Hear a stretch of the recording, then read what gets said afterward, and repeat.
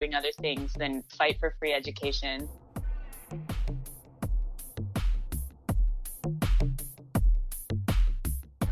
All right, friends, rounding out the Mission Podcast Mixtape Volume 2 is Diana Butler Bass. And this clip is especially great because she is talking about how she wrote her book despite not feeling very grateful at all.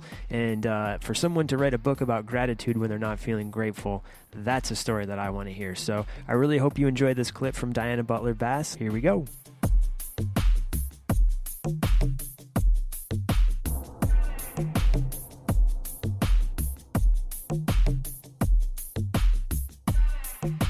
I would love just for you to share a little bit about how you were able to find gratitude and focus on this despite everything around you leading you to not feel gratitude.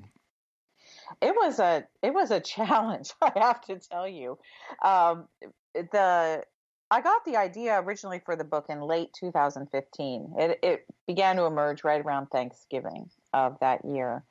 And so by the early spring of 2016, I had talked to my publisher and we'd come up with, we'd agreed on this. And there was a contract that was written. And so there I have on my desk, a contract to write a book that I think the original title was going to be Gratitude, just a single word. It eventually became Grateful.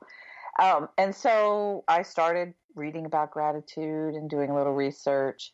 And while I was doing those early stages of work on the project, it was 2016. And things were getting really weird. Yeah.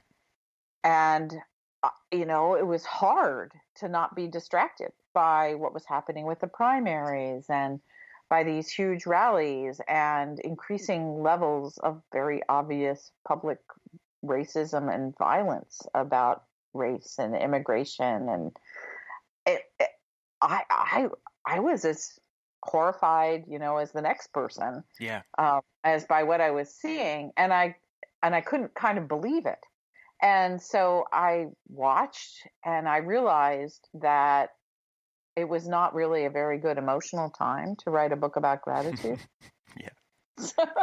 So I thought, well, I'll do my research, I'll structure the book, and I'll get back to this in a timely fashion when I feel more emotionally connected to the project. And so I literally said to myself, as soon as the election is over, I'll finally be able to write this book.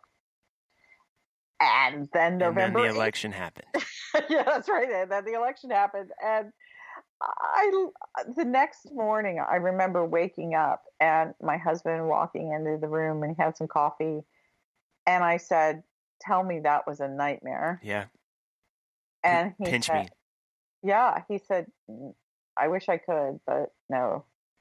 Donald Trump is now president of the United States. And I literally broke out in tears. Yeah. And I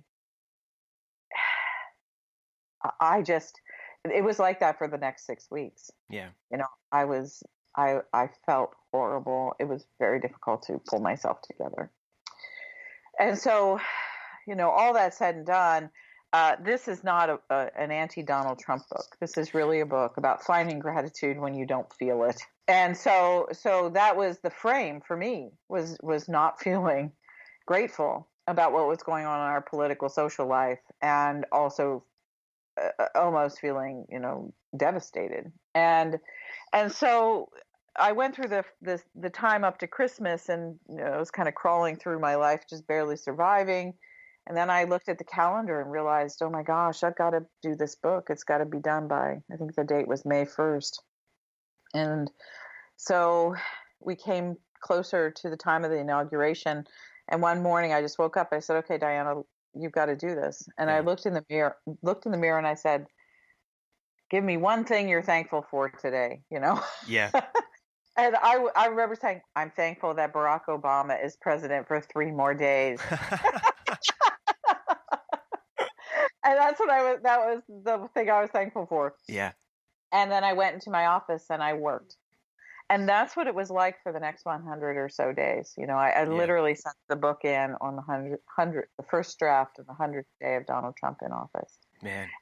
And what I would do is every day even though the Washington Post comes and is delivered to my driveway, and even though I would see Twitter or something that was happening on CNN or Morning Joe, whatever it was, I would say, what is the one thing I'm grateful for today?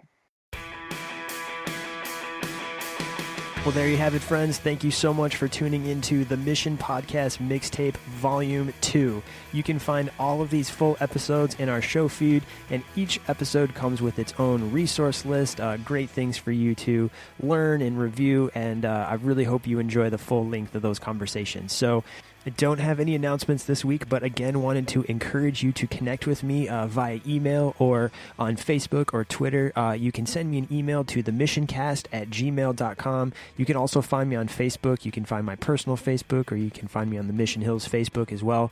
Links to those are in the show notes. You can also connect with me on Twitter. My Twitter's on there, or you can also use the hashtag #TheMissionPodcast. I check that quite often, and you can put your questions on there as well. So I would love to hear from you. Connect with me, and let's keep this conversation going. So next week, I am going to be joined by author, life coach, and fellow podcaster Steve Austin. We're going to be talking about his book, Catching Your Breath, as well as some of the work that he does as a life coach. So really looking forward to connecting with Steve. He is a true Renaissance man, and he's got some great things to share and an absolutely wonderful story. So make sure you tune in next week for my interview with Steve. All right, friends, it's been great connecting with you. Thanks for tuning into this special episode of the Mission Podcast Mixtape Volume 2. We'll pick this up again next week. This is the Mission Podcast, signing off.